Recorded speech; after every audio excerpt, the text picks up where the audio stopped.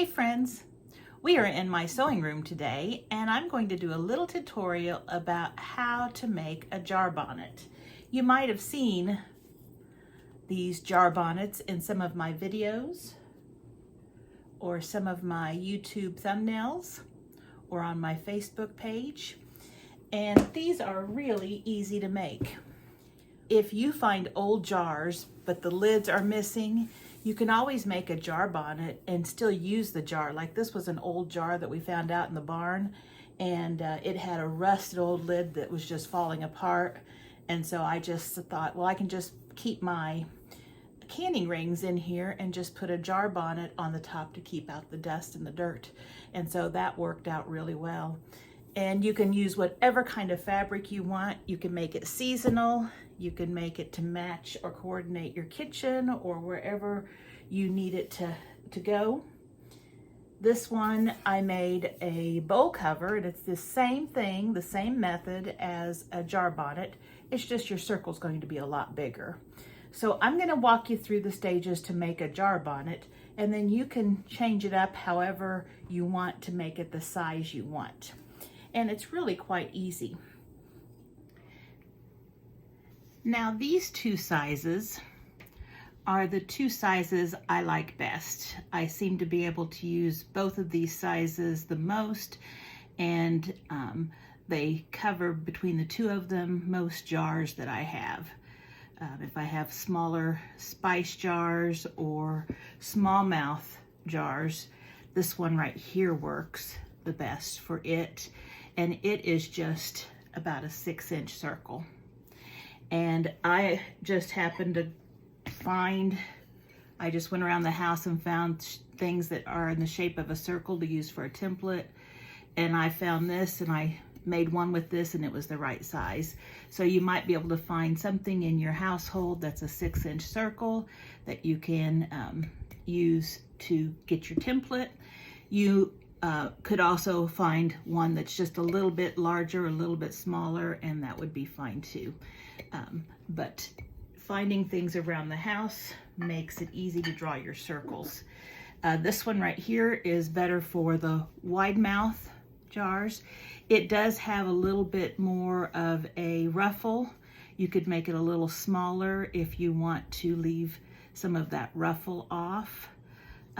This one right here is about an 8¼ inch, and I just happen to have a plate that I used for that. So if you wanted to make it a little smaller, you could do like a 7½ maybe, or a 7, and that would probably be okay too. But you probably want to just experiment a little bit with the sizes. So once you have the size that you want to make, and you find something that you can draw the circle with, all you need to do is take 2 pieces of fabric that are just a little bigger than the circle you need to make, and put them right sides together. So I've got 2 different fabrics because this one's going to be reversible. You can use whichever side you want. These right here are also reversible. This one right here has a green on the side, and this one right here has this red and white chicken one. A rooster one has a ticking stripe on the other side. So you can make them 2-sided so that you can change different fabrics, or you can make them both the same. You can use cottons, you can use linens. Linens are nice. You can use like a designer weight canvas that's not real heavy, but it's a little heavier than fabric. Those work well too. I've done that as well. So you find your fabric, you put the right sides together, you trace your shape onto your you trace your circle onto your fabric, and I'm going to make both of these, and so we're going to start with this one right here. And it's okay to use a pen or a pencil.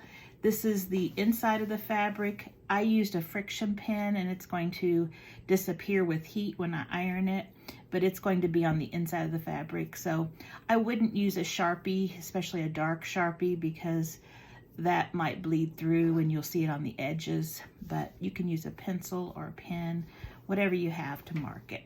So what I'm going to do, I drew 2 little lines, and that's the reminder that I'm going to leave that open right there. And I hope you can see those 2 little lines. And so I'm going to start here, go around, and stop here. I'll do a back stitch here and a back stitch here to lock those stitches, and then I'll bring you back. I'm going to do the same thing on both of them. I just marked a little space, and I'd say 2 inches or less would be fine. So let me do that.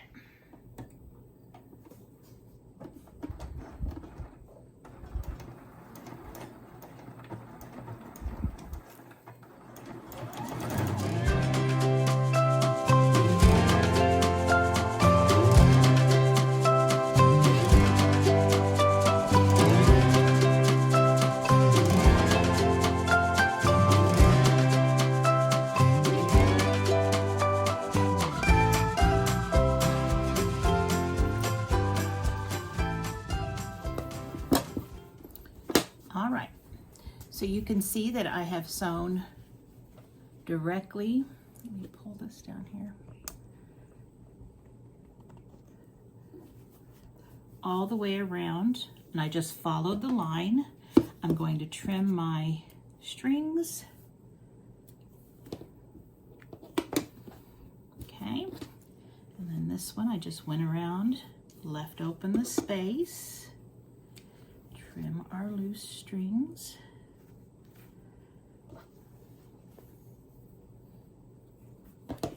Now what we're going to do is we're going to take a pair of scissors, and we're going to go about 3/8 of an inch away from the sewing line that we just did. And at the point over here where we have the little opening, you might give yourself a little bit more room, just because that's going to be turned under. And sometimes it helps to have a little more fabric, but about 1/2 inch or 3/8 of an inch for your cutting from the line.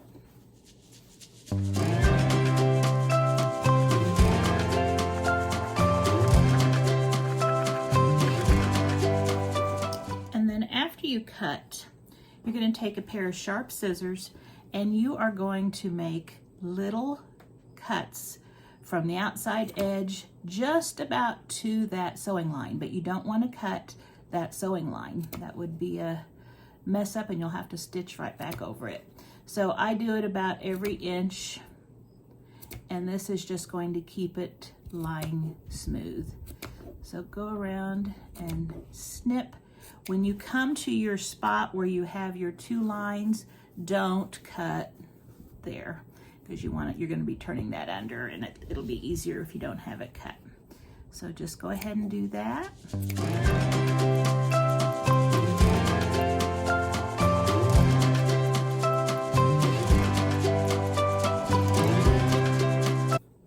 All right, so I have that all trimmed around, and then the piece that's going to be our opening here does not have any slits.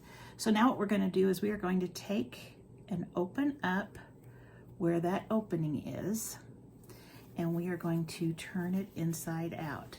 So what I do is I just stick my finger down in there, and I push out that far away end, and I push it through.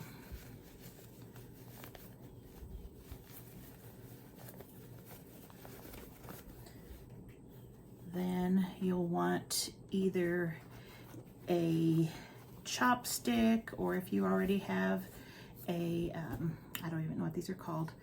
Is it a seam turner? Something that will push all the edges all the way to the outside. You want to do that. You don't want to have any little tucks in there. And just push all of that out.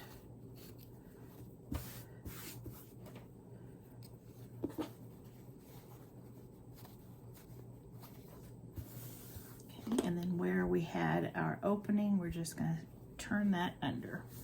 Okay, so I'm going to give this a good press. That's what it looks like.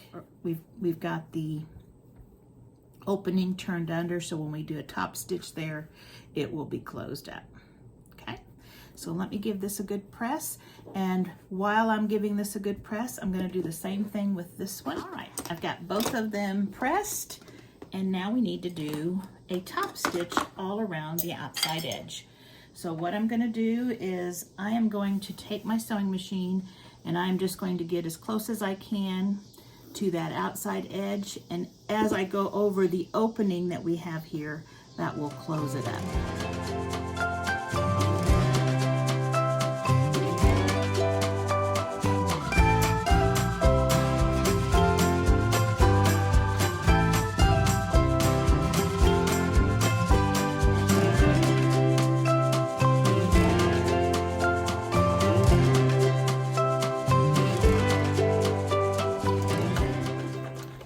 A sedentary, well, it's actually a magnetic seam guide that makes it really easy, because I just keep the fabric pressed up against that, and I can really easily go around in a circle, keeping it pretty close to the right.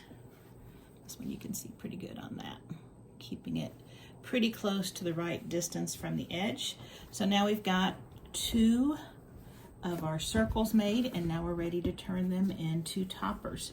So the next thing we need to do is we need to do the distance for our ruffle, and let's see, the ruffle on this one,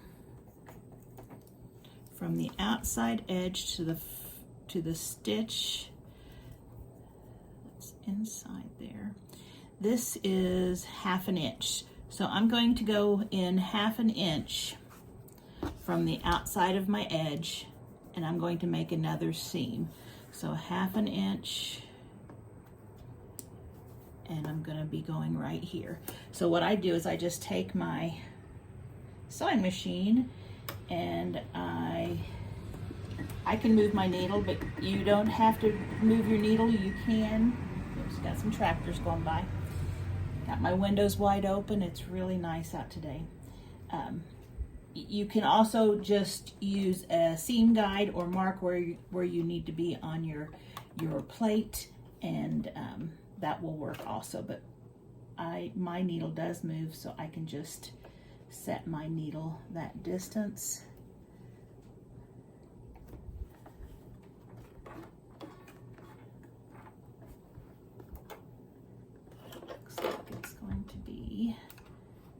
And my needle can't move far enough, so I'm going to set my magnetic seam guide right where I need to be, and let's go 1/2 inch from the edge. And it doesn't matter where you start.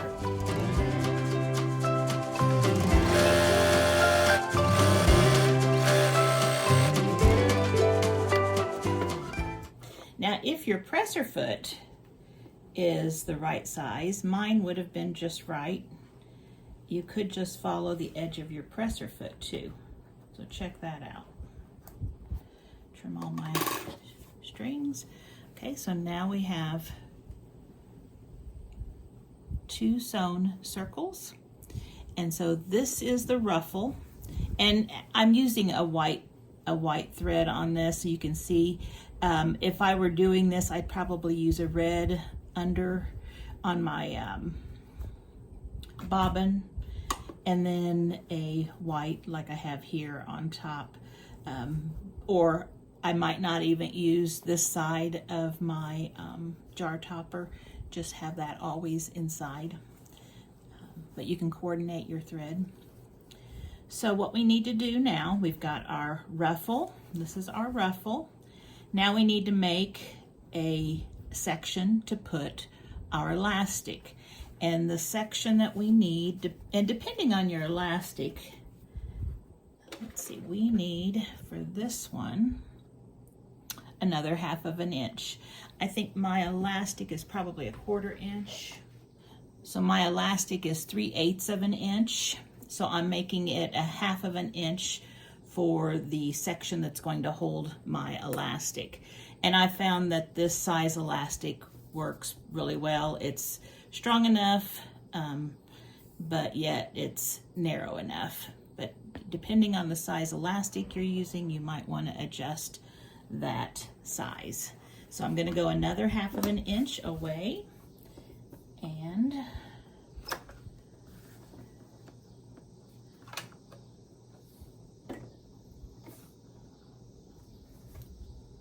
again, it doesn't matter where you start.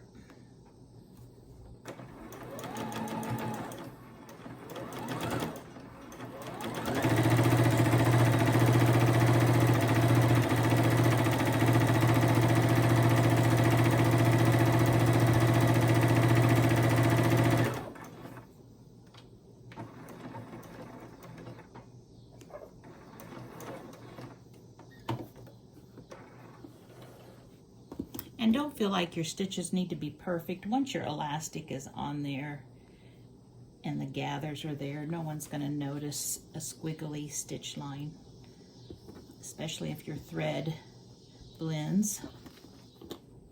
We have our edge stitch, then we've gone 1/2 inch away from the outside edge and made another stitch for the beginning, or to make the ruffle part.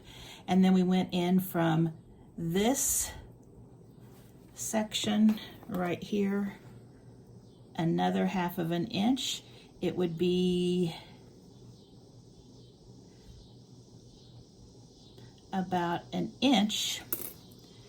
You would have an inch in from your outside edge. That should do it. But I like to just, with that elastic, I like to measure that space, and I want that space to be 1/2 inch. Okay, so now we have all of our sewing done on our fabric. And so this is the part where we insert our elastic. And let's see, I'm going to grab a piece of elastic. And I am going to cut it, let's cut it 7 inches long. And you're going to want to get a safety pin. I think I'm going to use a smaller one. A safety pin that can fit into that space for the elastic. Now this is the part that you're going to create the opening for your elastic. Now, if you're going to be doing one side for the outside and one side for the inside where it's not reversible, from the side that is not going to be seen, you're going to take your seam ripper and you are going to make a little hole just in that top fabric here, and you're going to, let's see if I can make this a little clearer. You're going to put a little hole in your fabric, and then you're going to go to the edge, almost to that next stitch, but not quite there. And you're just going to cut it with your seam ripper, okay? So we just have a little hole right between these two stitches, okay? So we're going to take our elastic and we are going to start pushing it through. Now, if you are afraid that your elastic is going to go all the way through, you can pin that, or you can use a wonder clip and clip it. I'll just use a pin since I've got one handy right here. And you're just going to pull that elastic all the way around. Now you can feel your safety pin in there, and you just keep working it, and you can see that it's getting shorter over here.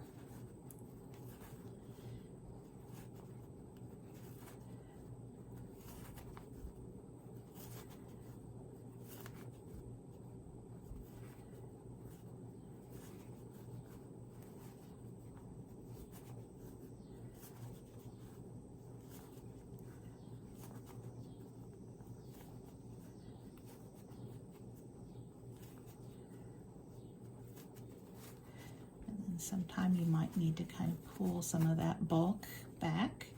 And as you're getting closer to where you started,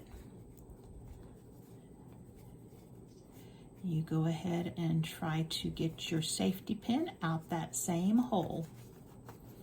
And I'm going to go ahead and pull this pin out and hold on to this elastic. That way I can see.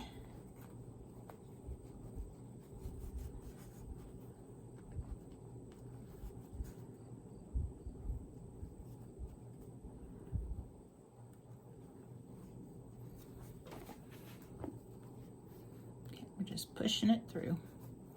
So then you're going to pull it through and make sure you have both ends of your elastic. And I'm going to take the safety pin off.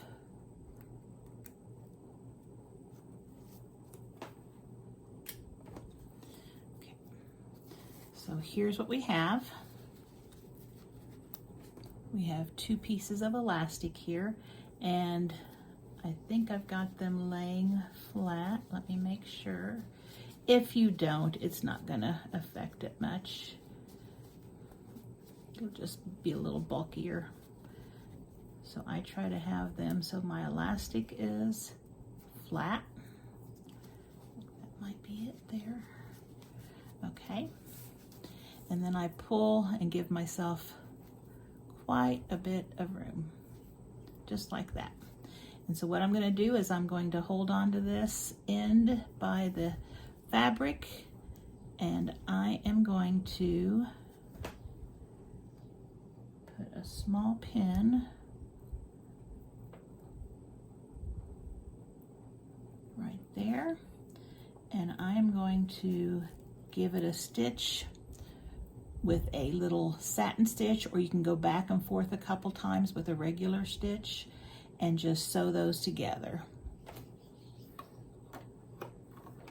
I'll just go back and forth with a regular stitch on this one.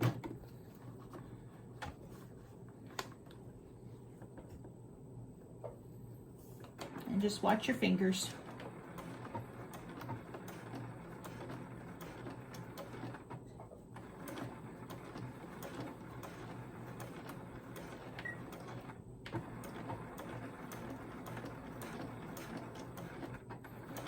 Just like to do it several times just to make sure it's secure. If it does pop, you can always put a new piece of elastic in. Okay, so I'm going to cut my threads.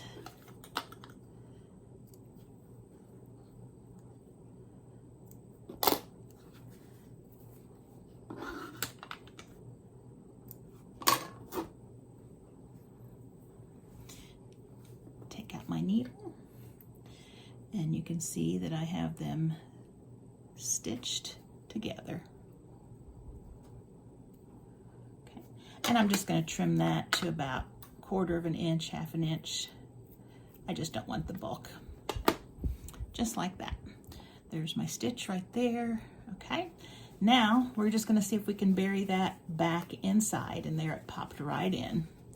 Now for those of you who don't like to have that raw edge where we cut, you can use some fabric glue and just put it on there to keep it from unraveling. I've not had a problem at all with it. I don't notice it, and it's right.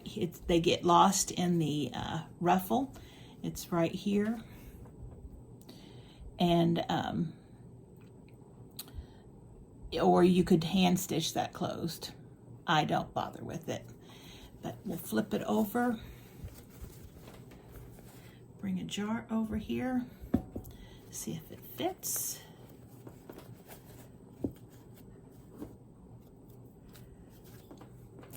And there you have a jar bonnet. And that's the small one. Let's do the big one too.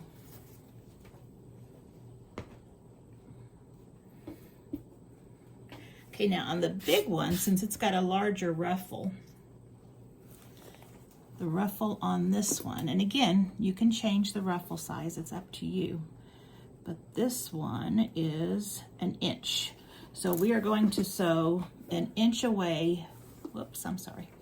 We are going to sew 1 inch away from this outside edge. So I'm going to take my gauge here and I'm going to find 1 inch right there. looks like. That is where it is. And again, this does not have to be exact.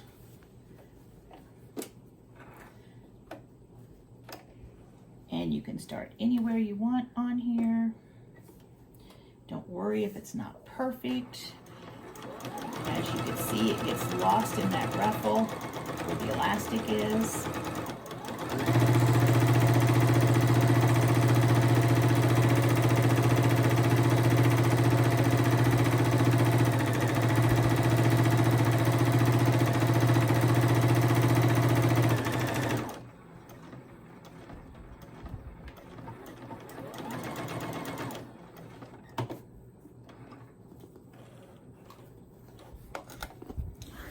Trim our threads.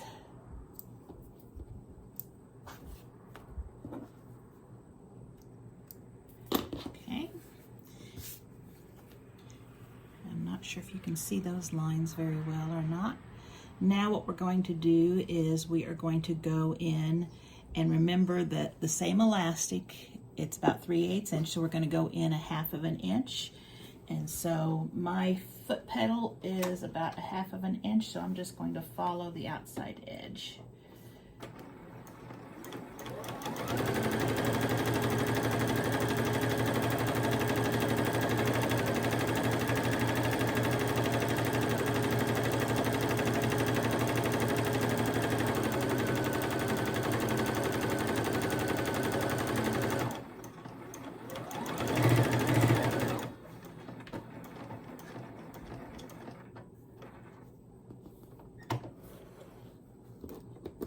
And let's trim. Okay.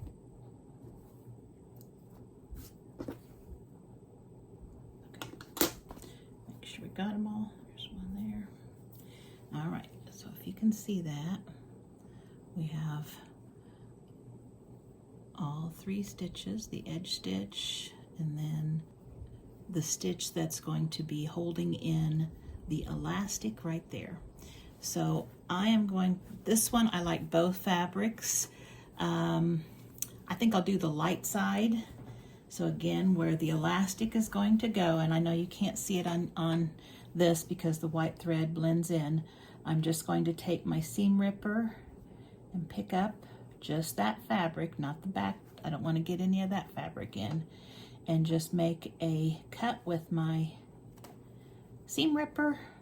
So I have just a little slice right there. And then we're going to do the same thing, only this time, let's see, I think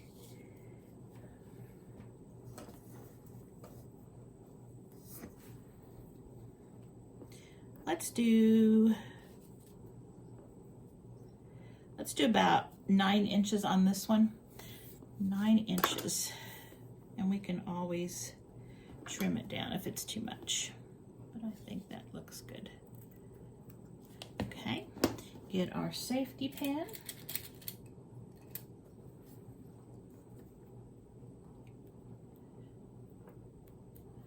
Put it in like that.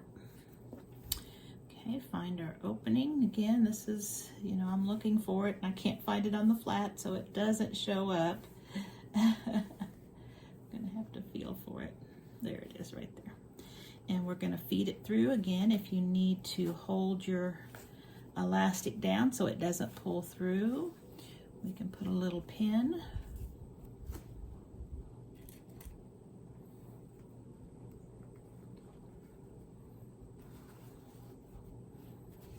Just like that.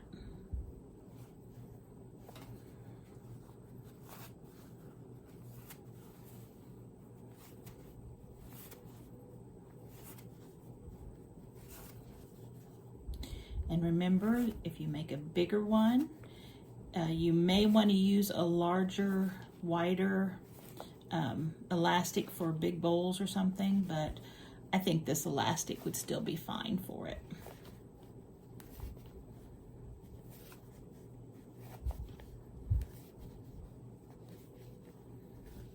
And with this one, we need to pull some of that fabric back because there's a lot more since it's larger.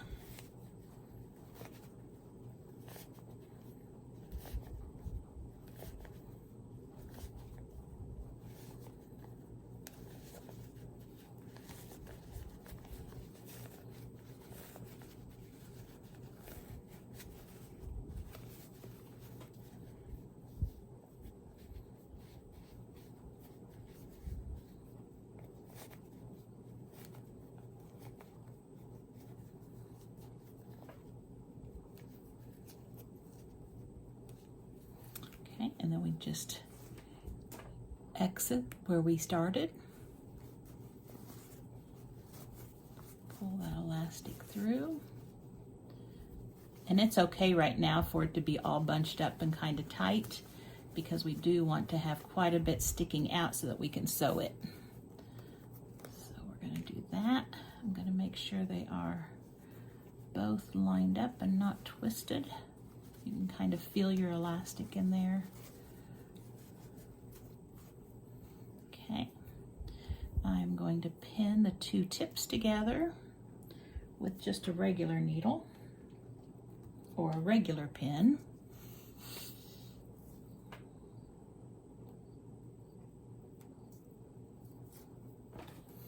Just like that.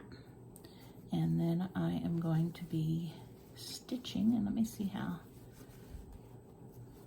Yeah, I'm going to be stitching probably an inch or so down. We've got this will stretch plenty, so give yourself enough room so that you don't get your fingers in your sewing machine. And the same thing we did a while ago, we're just going to go back and forth with a straight stitch.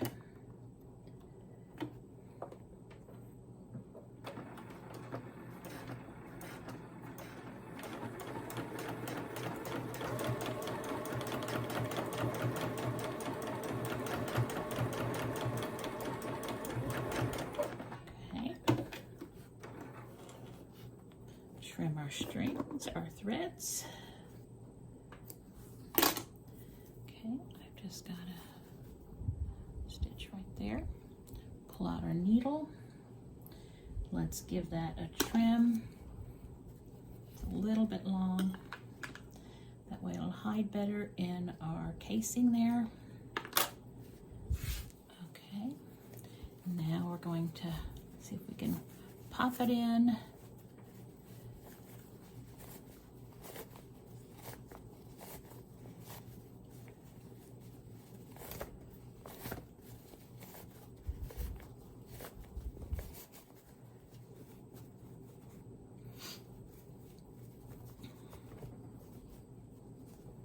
And if it doesn't just pop in on its own, you can just kind of help it a little bit.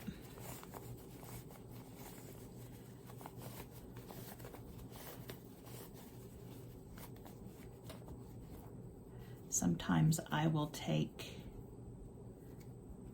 a little scissors or something and just use the tip of it to push it in. And there we go.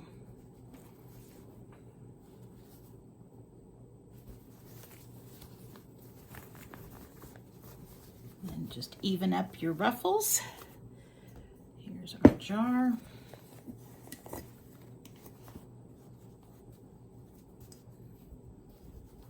And there you have a jar bonnet that fits a wide mouth. So I hope you enjoyed this little tutorial on how to make a jar bonnet, and I hope that you're able to make your own and personalize them the way you like. You can make shorter ruffles or longer ruffles. Just using different fabrics makes it really neat. If you like my video, please consider subscribing. I would really appreciate that. And also, don't hesitate to like or share. And if you have any questions, please leave them in the comments. Thanks for watching.